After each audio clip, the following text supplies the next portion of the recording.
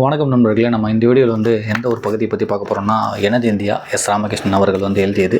இந்த புத்தகத்தை பற்றி தான் நம்ம ஒரு வீடியோவாக அப்லோட் பண்ணிகிட்ருக்கோம். முழுவதுமான இந்தியாவோட வரலாறு இதில் சொல்லியிருப்பாங்க.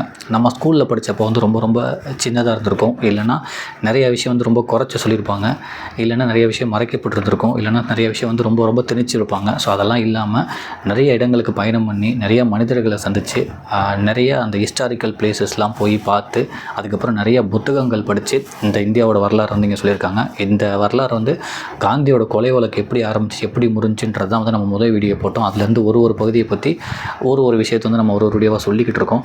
இப்போவுமே ஒரு பகுதியை பார்க்க போகிறோம், நினைவுகள் அழிவதில்லை அப்படின்னு சொல்லிட்டு. பட் அதுக்கு முன்னாடி இந்த புத்தகம் ஐஏஎஸ் படிக்கிறாங்களா, ஐஏஎஸ் பயிற்சி பள்ளியில் பாட புத்தகமும் இந்த புத்தகத்தை வச்சுருக்காங்க. அந்த அளவுக்கு ரொம்ப வேல்யூ நிறைந்த இந்த புத்தகம். ஸோ இப்போ பார்க்க போகிறது ராஸ் பிஹாரி போஸ் அப்படின்னு சொல்லிட்டு. வணக்கம் நண்பர்களே. நம்ம இந்த பகுதியில் யாரை பற்றி பார்க்க போகிறோம் அப்படின்னா ராஸ் பிஹாரி போஸ். ஸோ இவர் ஒரு இந்திய வம்சாவளி தான். இந்தியாவில் சுதந்திர போராட்டத்துக்கு ஆரம்ப காலகட்டத்தில், அதாவது 1912 காலகட்டத்தில் நிறைய உழைப்பு இவர் போட்டிருக்காரு. அதுக்கப்புறம் இங்கே போலீஸ் தேடுனதுனால ஜப்பானுக்கு போய் அங்கேருந்துமே நிறைய உழைப்பை போட்டு இந்திய இராணுவத்தை அந்த இந்திய தேசிய இராணுவத்தை உருவாக்கியிருக்காரு. இப்போ நமக்குலாம் இந்திய தேசிய இராணுவம் யார் உருவாக்கினா அப்படின்னா நேதாஜி சுபாஷ் சந்திர போஸ் அப்படின்னு சொல்லுவோம். பட் உண்மை என்னென்னா நேதாஜி சுபாஷ் சந்திர போஸ் அதை தலைமை தாங்கினாராம். அந்த இந்திய தேசிய இராணுவத்தை உருவாக்குனது யாருன்னா ராஸ் பிஹாரி போஸ். இவர் தான் இப்போ நான் சொல்லிட்டு இருந்தால இவர் தான் இங்கே உள்ள ஆளுங்கள்லாம் திரட்டி, ஜப்பானில் இருந்துக்கிட்டே இங்கே உள்ள ஆளுங்கள்லாம் திரட்டி அதை உருவாக்கியிருக்காராம். அது ஒரு முக்கியமான தகவல்.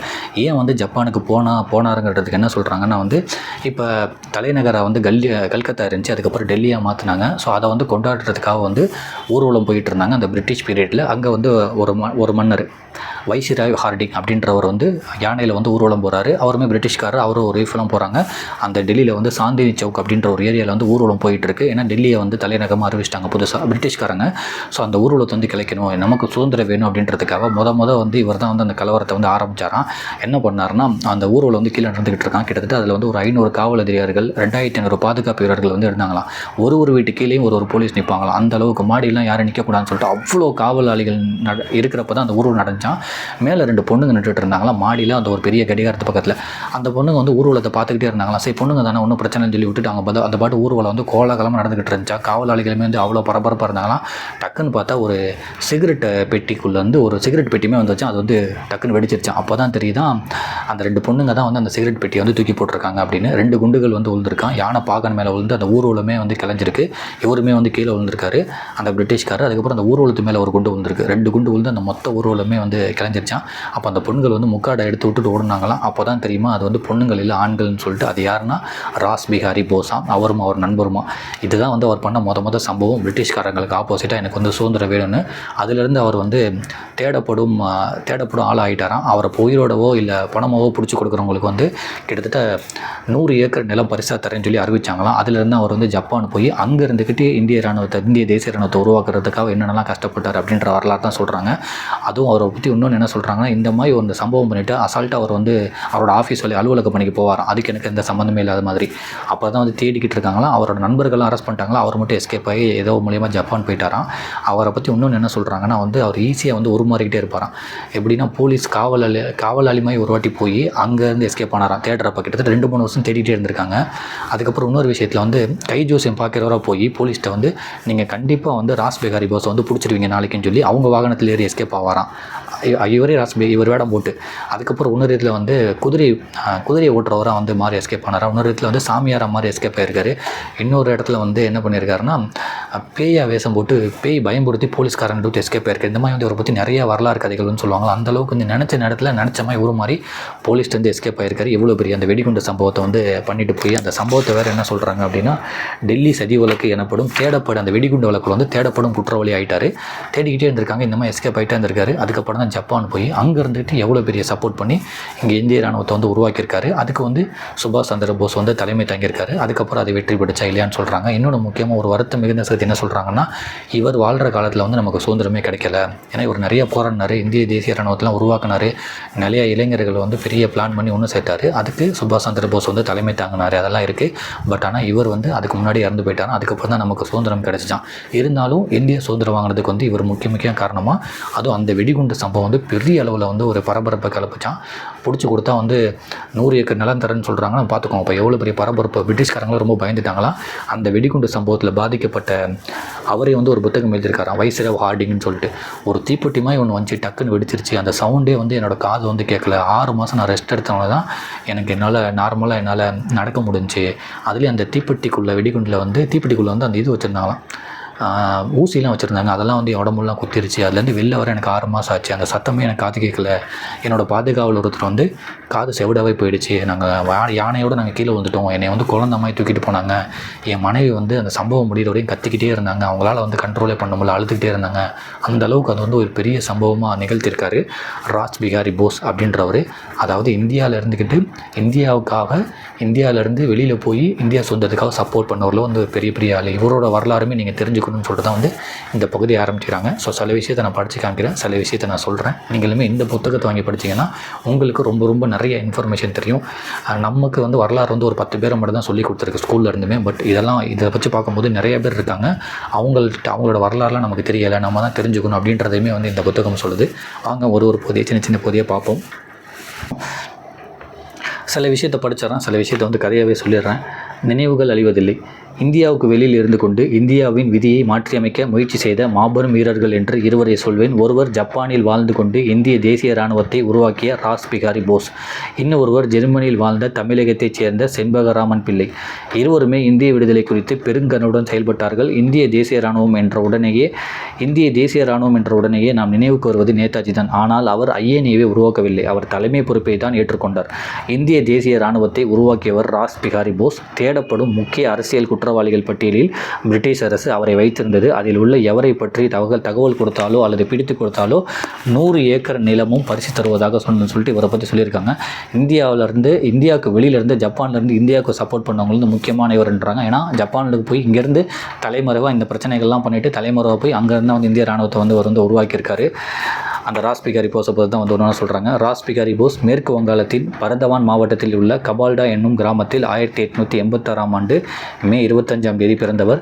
தமது 15வது வயதில் சாரு சந்திரபாய் என்பவர் தலைமையில் நடந்த சுக்ரித் சம்மேளம் என்ற புரட்சிகர இயக்கத்தில் தன்னை இணைத்துக் கொண்டார். வங்காளத்தில் உள்ள புரட்சியாளர்களுடன் இணைந்து ஆங்கிலேயர்களுக்கு எதிராக ஆயுதம் ஏந்தி போராட முடிவு செய்தார் ராஸ் பிகாரி போஸ்.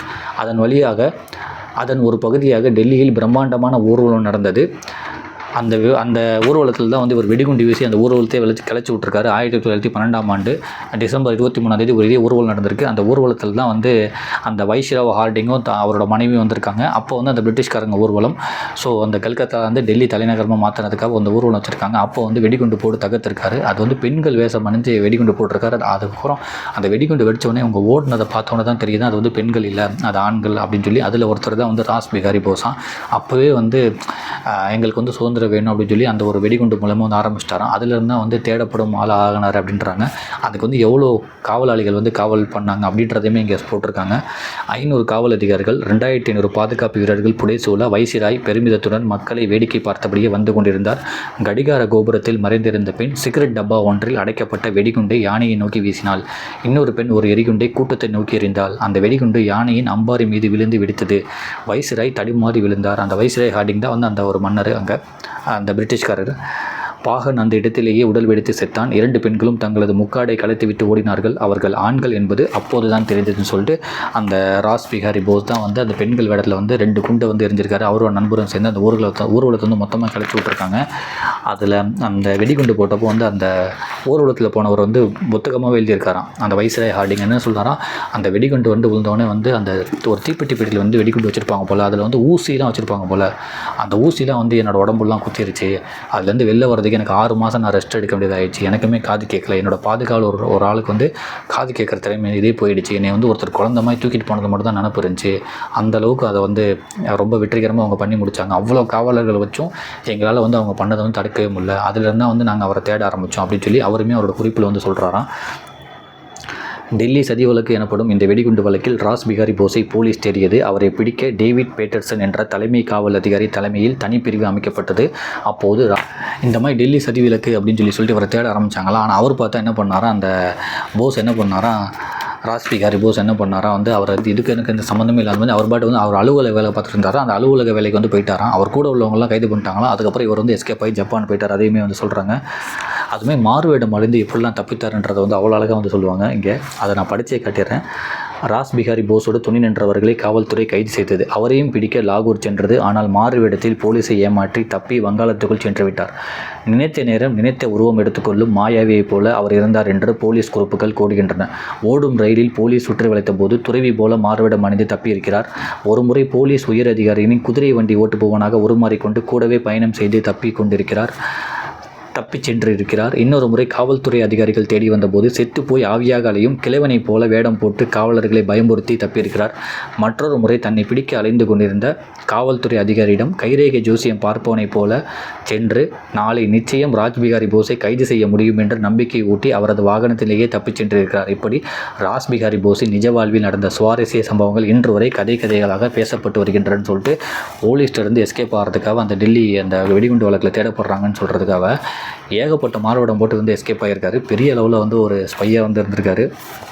இங்கேருந்து ஜப்பான் போனவர் வந்து இந்த கேரளாவிலேருந்து படிக்க போயிருப்பாங்கள்ல அந்த மீன் பிடிக்கிறதுக்கு. ஸோ அங்கேருந்து அவங்கள்ட்ட வந்து ஸோ இங்கேருந்து ஜப்பான் ஓடி போனவர் என்ன பண்ணியிருக்காருன்னா வந்து அங்கே உள்ளவங்க கேரளா மாணவர்கள் வந்து அங்கே நிறைய பேர் படிச்சுட்டு வேலை பார்த்துட்டு இருந்திருக்காங்க. அவங்க மூலயமா ஒரு ஹெல்ப் கேட்டு அங்கே கொஞ்ச நாள் இருந்திருக்காரு.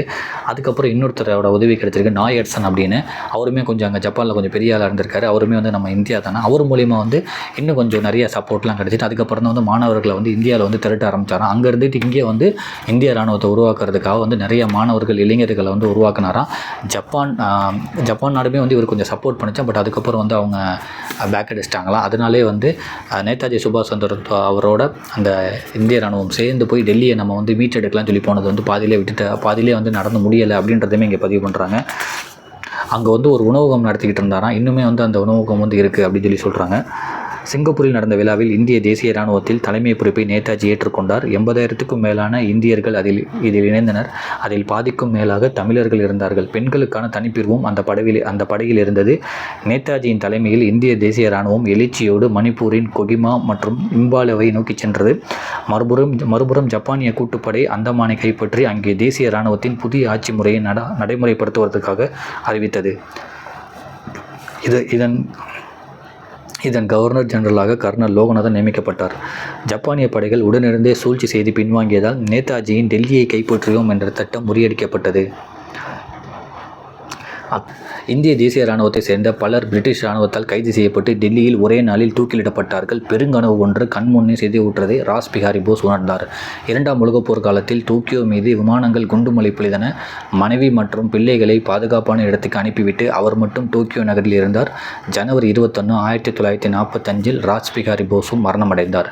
பிரிட்டிஷ் அரசுக்கு சிம்ம சொப்பனமாக விளங்கிய ராஸ் பிஹாரி போஸின் சுதந்திர கனவு அவர் வாழ்நாளில் நிறைவேறவே இல்லை. ஆனால் அவர் உருவாக்கிய உத்வேகம் அயல் நாடுகளில் வாழும் இந்தியர்களை ஒன்றிணைத்தது. மலேசியா, பர்மா, சிங்கப்பூரில் இருந்த இந்தியர்களை ஒரே அணியில் திரள செய்தது. வலிமை மிக்க அந்த இணைப்புக்கு காரணமாக ராஸ் பிஹாரி இருந்தார் என்பதே அவரது தனி சிறப்பு. ராஸ் பிஹாரி போஸ் போராடி ஒன்று சேர்ந்த அந்த இணைப்பு இன்று சிதறடிக்கப்பட்டதோடு ராஸ் பிஹாரி போஸின் வரலாறும் இளம் தலைமுறையினர் அறிந்து கொள்ள முடியாமல் இருட்டடிப்பு செய்யப்பட்டு உள்ளது. வரலாற்று நிகழ்வுகளை எளிதாக கடந்து போய்விடும் வெறும் தகவலாக மாறி வைத்திருப்பதுதான் ஒருவன் தன்னை இந்தியனாக உணர முடியாத நிலைக்கு முக்கிய காரணம் சொல்லிட்டு வரலாறில் வந்து நிறைய பேர் வந்து நம்ம வந்து மறைஞ்சே போயிட்டாங்க. அவங்கள பற்றிலாம் நம்ம நிறையா படித்து தெரிஞ்சுக்கணும். அதே மாதிரி தான் வந்து இந்த ராஸ் பிஹாரி போஸ் பற்றி ஃபுல் அண்ட் ஃபுல் வந்து வரலாறு சொல்கிறாங்க. நீங்களுமே இந்த புத்தகத்தை வாங்கி படிங்க. அதாவது இந்தியாவுக்காக இந்தியாவில் உள்ளவங்களை திரட்டி ஜப்பான்லேருந்து ஒரு மனசை வந்து 2 பேர் சப்போர்ட் பண்ணியிருக்காங்க.